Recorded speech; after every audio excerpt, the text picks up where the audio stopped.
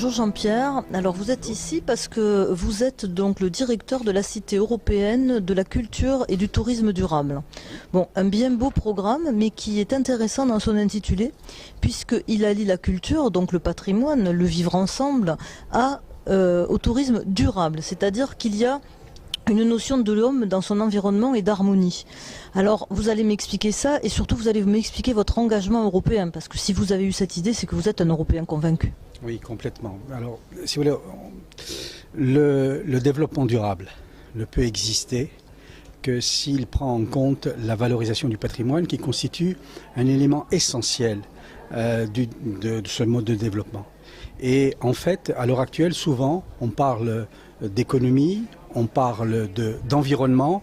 C'est le troisième pilier qui fait problème. On parle de social. En fait, on devrait parler de sociétal. Et le sociétal prend en compte la culture.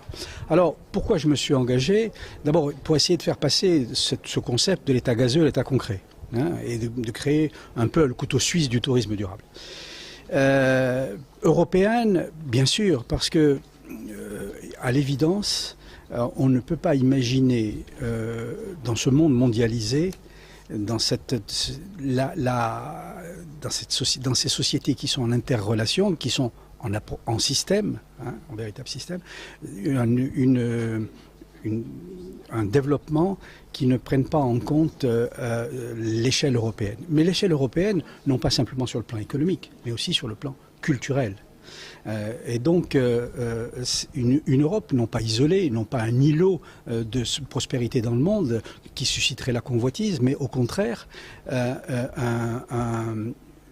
espace de paix, de prospérité, mais aussi d'échange ouvert sur le monde et notamment ouvert sur la Méditerranée. Alors, si j'avais à vous préciser les choses, je suis d'abord un euro-méditerranéen convaincu. Oui, je pense moi que le centre de gravité va se déplacer et qu'on ne peut pas faire l'Europe sans l'euro-méditerranée, mais enfin bon, c'est tout à fait personnel. En fait, ce modèle de civilisation, parce que c'est ça, il s'agit d'un fait civilisationnel, c'est les trois religions révéler la lumière frisante de l'islam sur le judéo-christianisme avec la pensée grecque pour éclairer. Ça résume un peu pour vous ce qu'est l'Europe? Oui, tout à fait, avec un élément essentiel qui est l'olivier. L'olivier qu'on retrouve dans ces trois religions monothéistes et qui est un facteur de paix et de prospérité, car c'est un arbre vivrier aussi. Alors, quand vous me dites ça, j'ai envie de dire que quand vous parlez de patrimoine, vous incluez totalement le paysage. Oui.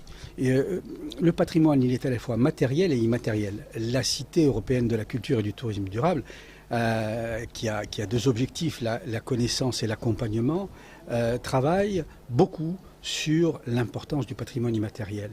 Les paysages de genoux, le tourisme mémoriel.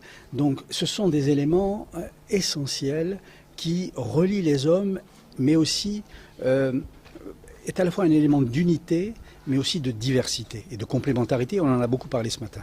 Vous savez que le poète carcassonnais Jouet Bousquet disait ce qui nous unit, c'est ce qui nous sépare.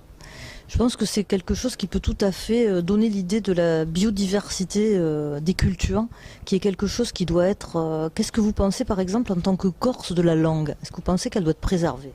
Oui, elle doit être... Justement, l'Europe ne doit pas être un élément qui lamine les cultures, qui les banalise. Et la langue est un élément de différenciation. Je suis, pour ma part, pour le trilinguisme. Une langue, bon, admettons l'anglais, à l'évidence, qui est une langue mondiale maintenant, même si c'est souvent du globish. Deuxièmement, une grande langue européenne, qui peut être l'espagnol, qui peut être le français, qui peut être l'italien, l'allemand. Et puis, je pense plutôt au français, et puis des langues régionales ou des langues de pays.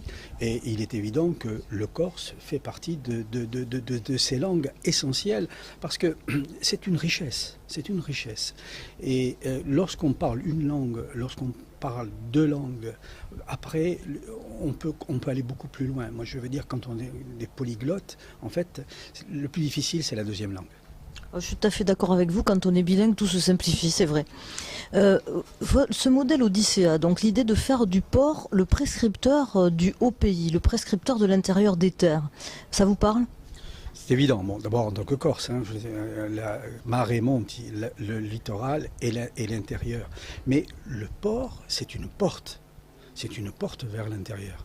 Et c'est toute l'histoire de la Méditerranée, et ailleurs, on a parlé des ports hanséatiques, de la Ligue hanséatique, ce sont ces exemples de villes-ports, qui est d'ailleurs un modèle important d'Odyssea, qui sont à la fois des présides, des forteresses, mais aussi des lieux d'accès à l'intérieur. Et regardez les comptoirs de l'Antiquité, c'était un lieu d'échange. Et le tourisme, le premier des touristes, ça a peut-être été Ulysse, d'une certaine manière, enfin le modèle, l'archétype. Il est évident que ces lieux de rencontre et d'échange, c'est aussi un lieu privilégié pour les touristes. Un tourisme d'échange et de découverte, c'est-à-dire un tourisme d'échange avec les populations locales, mais aussi avec tous les acteurs concernés par le développement durable, puisque nous nous inscrivons dans une perspective de développement durable. Et le tourisme en général et le développement touristique durable en particulier sont un sport d'équipe. C'est-à-dire que tout le monde y a sa place, les élus, les professionnels, les habitants, les visiteurs. Et si on oublie un de ces acteurs, on déséquilibre l'activité économique. En fait, ce que vous êtes en train de définir, c'est un périple doublement initiatique, c'est-à-dire pour celui qui arrive, mais aussi pour celui qui va accueillir et qui peut-être va se redécouvrir dans le regard de l'autre. Vous avez tout à fait raison, car vous savez de quoi est né le tourisme, du grand tour que faisaient les aristocrates anglais pour découvrir l'Europe. Donc on est bien dans un tourisme initiatique et d'un tourisme à clé.